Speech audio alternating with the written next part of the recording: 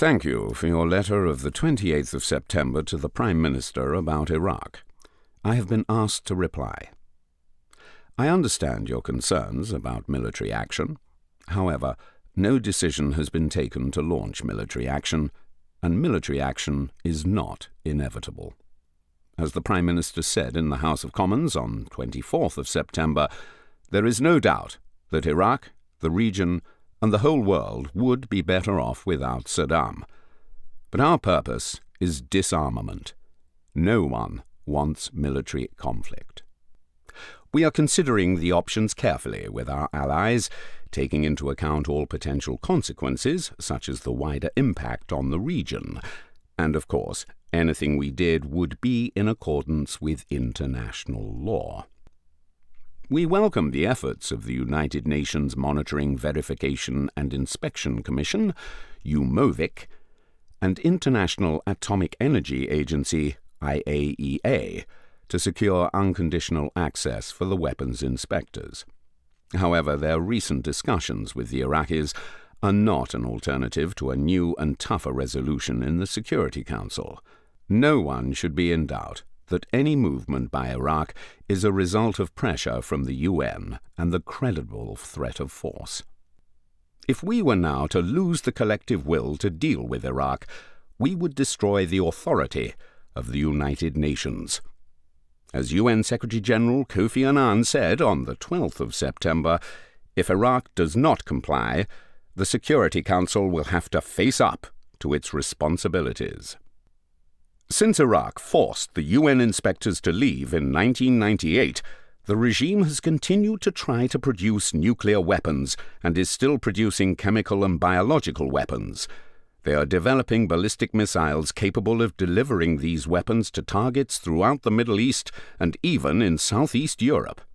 All this is set out in the dossier published by the British government on the 24th of September.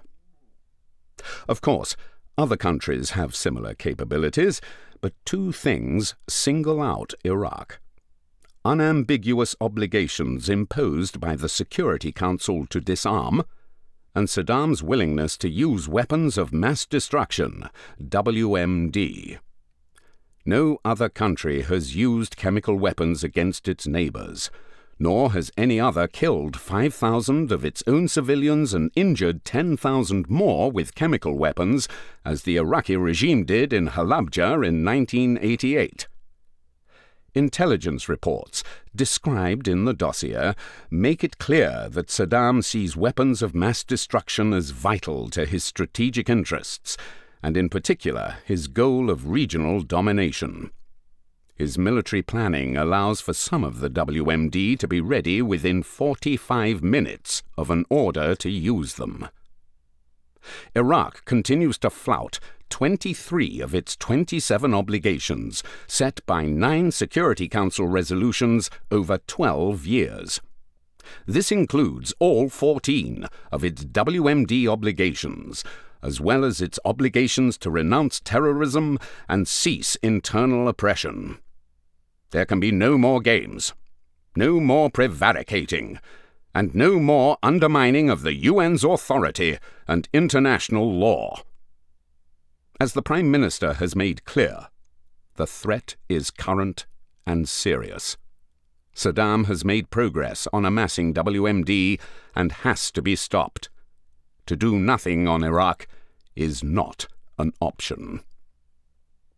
You may wish to know that further details of the UK's policy towards Iraq can be found on the Iraq pages of the FCO website at www.fco.gov.uk/Iraq. Yours sincerely, Andrew Leach, Middle East Department.